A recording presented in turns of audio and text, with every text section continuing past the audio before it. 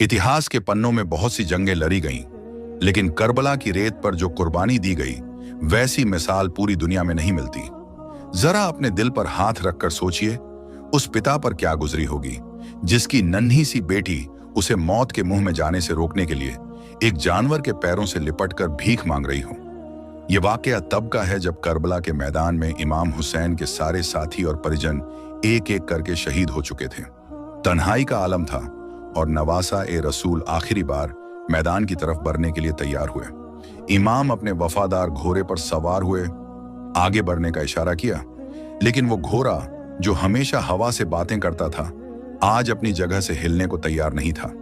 उसने अपने कदम जमीन पर जमा लिए थे। इमाम ने एयर लगाई, प्यार से पुचकारा, मगर घोड़ा टस से मस न हुआ। जब इमाम ने झुककर नीचे देखा तो उनका कलेजा मुंह को आ गया। उनकी लाडली बेटी नन्ही सकीना उस घोड़े के पैरों से लिपटी हुई थी और रो रो कर उससे बातें कर रही थी।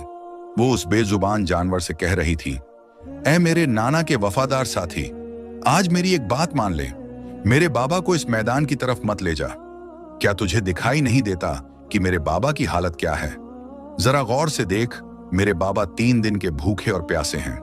करबला की इस जलती हुई रेत पर पिछले 72 घंटों से पानी की एक बूंद भी इनके हलक से नीचे नहीं उतरी है। प्यास की शिद्दत से इनका जिस्म निढाल हो चुका है। सकीना ने अपनी नन्ही उंगलियों से घोड़े के पैर को सहलाते हुए कहा, ऐ घोड़े, मेरे बाबा अब और बोझ उठाने की ताकत नहीं रखते। तुझे पता है आज क्या हुआ है? आज सुबह के सूरज निकलने से लेकर अब ढलती शाम तक मेरे बाबा ने अपने ही हाथों से 71 चाहने वालों के जनाजे उठाए हैं। कभी भाई को उठाया, कभी बेटे को, तो कभी दोस्तों को। वो अपनों को कंधा देते देते पूरी तरह थक चुके हैं। उनकी कमर टूट चुकी है। ऐ मेरे नाना की सवारी, तू गवाह है कि जो भी आज इस मैदान की तरफ गया वो कभी लौटकर वापस नहीं आया। मेरे चाचा अब्बास गए, वो नहीं आए। मेरे भाई अली अकबर गए, वो भी नहीं आए। अब मैं यतीम नहीं होना चाहती। अगर तू इन्हें ले गया तो मैं किसके सहारे जीऊंगी? उस मासूम बच्ची की ये बातें सुनकर कहते हैं कि उस जानवर की आंखों से भी आंसू बह निकले थे और वहां मौजूद हर चीज रो पड़ी थी।